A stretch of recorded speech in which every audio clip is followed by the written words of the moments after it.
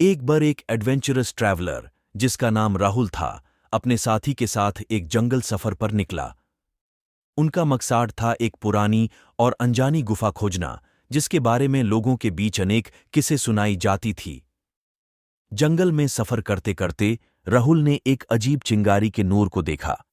उसने अपने दोस्त से कहा, "यह क्या है?" और दोनों ने उस नूर की दिशा में चलना शुरू किया। रही किया चिंगारी उन्हें किसी अनजाने जगह पर ले गई, जहां उन्होंने गुफा को ढूंढ लिया।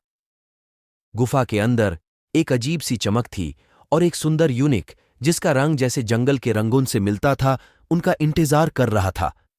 राहुल ने यूनिक को देखा और उसके साथ एक गहरा संवाद किया।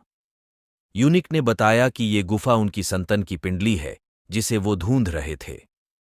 राहुल ने यूनिक के साथ गुफा से बाहर निकाला और उनका सफर पूरा किया, लेकिन उनकी दुनिया में एक नया जोश और विश्वास पैदा हुआ। उन्होंने सीखा कि कभी-कभी असलियत कहानियों में ही सबसे अनोखी कहानियां छुपी होती हैं। जरूर। तो राहुल और उसके साथी ने गुफा के अंदर और यूनिक के साथ बिताए समय में एक लंबी रात गुजारी। यूनिक ने अपनी कहानी बताई, जिसमें उसने अपनी दुनिया में होने वाले तब्दील होने की कहानी सुनाई। राहुल को उसकी दृष्टि में नए दर्शन मिलने लगे, जैसे कि दोस्ती, विश्वास और जीवन के गहरे अर्थ।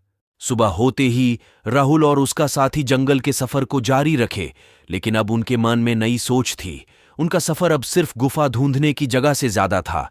वो अब अपने अंदर के अनंत ज्ञान और अनुभव को ढूंढने के लिए तैयार थे। यूनिक ने राहुल को एक छोटा सा आभार व्यक्त किया और उन्हें एक रहस्यमय पाथ दिखाया, जिसे सिर्फ दृष्टि का आधार बनाकर ही देखा जा सकता था।